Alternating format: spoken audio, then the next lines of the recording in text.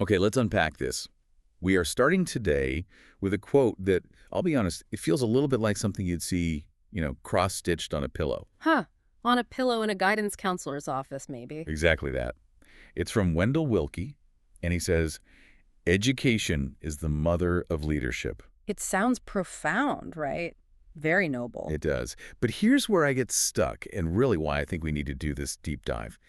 If education births leadership, if knowing things is supposed to make us leaders, then why are so many incredibly smart, highly educated people just completely paralyzed? That is the million-dollar question, isn't it? I mean, we all know people, and maybe we are these people, who have the degrees, they have the certifications, they've read all the books, and yet when it comes time to actually do something, They freeze. they just freeze. They know exactly what to do, but they just don't.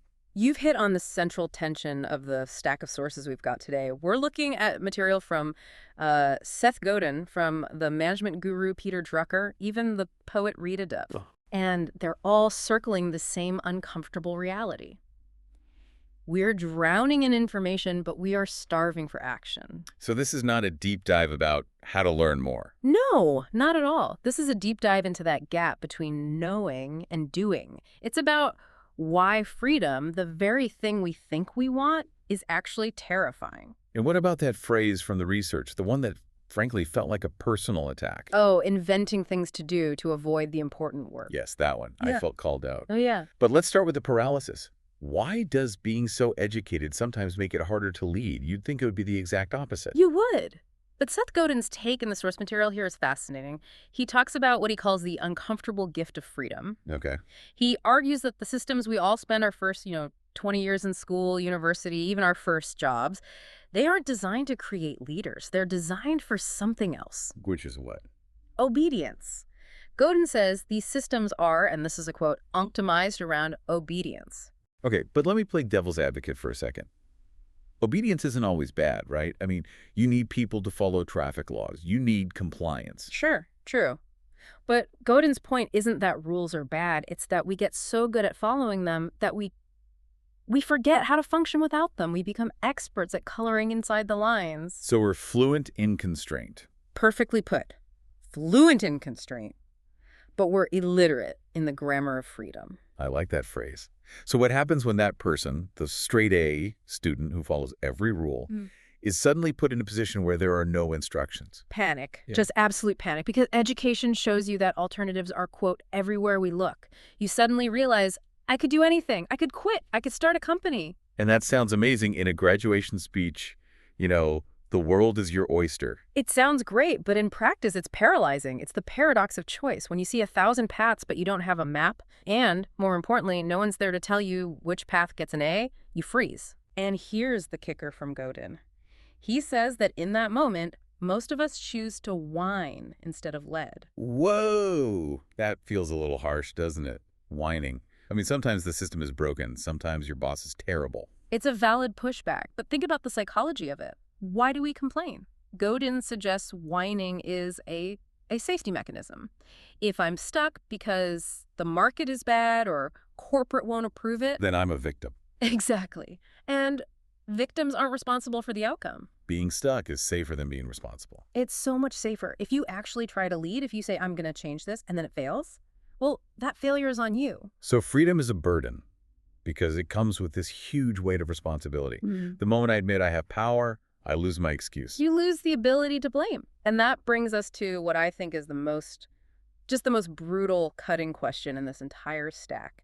It's from Peter Drucker. I know exactly which one you're talking about. The theater analogy. That's the one Drucker asks. Are you a great actor in a terrible play? Man, that hits. Because I think so many people feel that. They feel like, I'm good at my job, I'm talented, I'm working 60 hours a week, I'm delivering my lines perfectly. Right. But the play itself, the company, the project, it's a complete disaster. And we usually just stop there, don't we? We say, well, it's a bad play, what a shame.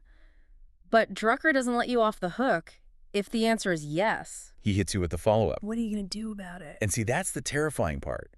Because if you're in a terrible play, the logical thing is to leave the stage. But leaving means, what? You're out of a job. You're Well, starting over. Or worse, it means you have to write your own script. And most of us have never written the script in our lives. We've only ever memorized lines someone else gave us. Precisely. That is the paralysis. The sources highlight that we deny our own agency because we're terrified of the work it would take to change our context. So we'd rather perform a doomed role perfectly than step off the stage and face a blank page. Yeah. Okay, so let's say someone listening right now is nodding along there thinking, okay, you got me. I'm in a terrible play. I'm scared of the blank page. How do we move from that realization to actually doing something? The how is where we all get stuck. Drucker pivots here to what he calls the human factor of management, and this applies to self-management just as much as leading a team. His definition of management is, I think, brilliant.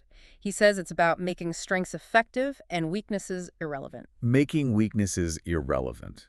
I want to dig into that. Yeah. Because usually self-improvement is all about fixing our weaknesses, right? I'm bad at public speaking. I need a class. I'm disorganized. I need a planner. Right, we focus on the deficit. So is he saying just ignore the stuff we suck at? Not ignore. Render irrelevant. It's a really crucial distinction. If you are terrible at organization, you don't spend 10 years trying to become mediocre at it. Boy. You build a system, or you hire someone, or you structure your work so that your personal organization skills just don't matter as much. You organize your life around what you're already great at. That makes a lot of sense. So how do you even start that process? The text lays out this threefold path. It sounds simple, but it's really hard work. First, know yourself. Second, trust yourself. Third, be yourself. Know yourself, the classic advice. It is. It's about the honest assessment. What are my actual assets? Not what I wish I was good at, but what am I good at? But, knowledge isn't enough. Right, because we know people who are very self-aware but still stuck. Exactly. They're stuck in analysis paralysis, which is why step 2 is probably the hardest. Trust yourself. Trust yourself to do what, exactly? To handle the chaos that comes when you stop following the script. There's this beautiful line in the source material from Rita Dove. She says, if we really want to be full and generous, we have no choice but to trust at some level. But trust is hard when you don't know the outcome, when everything feels messy. Well, that's the whole point. The source puts it this way. Train in chaos to be at peace in chaos. Train in chaos. Think about it. Most of us are waiting for things to calm down before we make a big move. I'll start my business when the economy is better. I'll have that hard conversation when the time is right. We're waiting for the perfect conditions. We are waiting for a static, clean environment. But leadership isn't about operating in a lab. It's about operating in the mess. This reminds me of that African proverb that was in the text. Tomorrow belongs to people who prepare for it today. Yes. And in this context, preparing for tomorrow isn't sitting in a library and studying more. It's acting today while things are messy and imperfect. The striver, the person who is actually leading, they don't wait for permission. They realize the chaos isn't an obstacle to the work. The chaos is the work. Okay, so we're in the chaos. We're learning to trust ourselves. But that doesn't mean we just run around frantically, right? Just doing stuff isn't leadership either. No, and that brings us to strategy. There's a sports analogy in our sources that I found really counterintuitive at first. It says, drop the ball back, not to move the ball, but to move the opponent. Explain that. Because in sports and in life, we're taught progress is always forward. If you're going backward, you're losing. Okay, so imagine a soccer match. You have the ball, you run straight at the defense. What happens? You hit a wall. You get tackled. You hit a wall of static defense. So, what do the best teams do? They pass the ball backward. Which looks like retreating. It feels like failure. It looks like retreating to an amateur. But watch what it does to the opponent. When the ball moves back, the defense has to adjust. They have to step up, they lose their shape, they get drawn out of position, and suddenly Gaps open up. gaps open up. The source calls it creating new points of attack. So how does that apply to someone's career? To that terrible play? It means sometimes the most powerful move you can make is to stop trying to force forward progress. Maybe you take a step back in salary to learn a new skill. Maybe you pause a project that's failing to rethink the entire strategy. You're not retreating to give up. You're retreating to change the geometry of the whole situation. That requires so much discipline, though. Because your ego is screaming, you're falling behind. It requires immense ego control. It feels like you're doing nothing. But the text reminds us that 75% of winning is being the best at the basics. And strategic patience is a basic. We're all addicted to the Hail Mary pass, but real leadership is just doing the boring things with incredible consistency. Speaking of discipline, I want to talk about the mental side of this. Because the sources take a turn towards compassion, but not in that soft, fluffy way we usually hear about it. No, it's not the soft skills version of compassion at all. It's framed as this rigorous mental discipline. There's a mantra in the text. Think something mean, think again, think something nice, say it now. It sounds like something you'd teach a kindergartner, doesn't it? It does, but try doing it for a day. Seriously. Try to actually suppress every cynical thought and voice, every genuine positive one. It is exhausting. It's exhausting because it's a workout. It's a control mechanism for your own mind. The source argues that if you can't govern your own internal monologue, how can you possibly hope to lead other people? So compassion isn't just about being nice.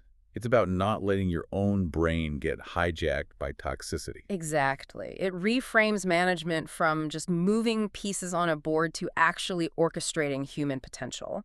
Because if you're constantly thinking mean things, you see people as obstacles. If you force yourself to look for the good. You start seeing their strengths, their potential. Yeah. And this leads to maybe the most practical productivity hack in the entire stack. From Gray Cook, only coach what can be coached. That line, once you get it, it changes how you see your entire to-do list. Break it down. Because at first it sounds a bit defeatist, like just give up on hard things. It's not about giving up. It's about physics. It's about discernment. Think about how much energy we burn trying to change things that are fixed constants. Like trying to change a corporate policy that's been there for 30 years. Or trying to change a client's core personality.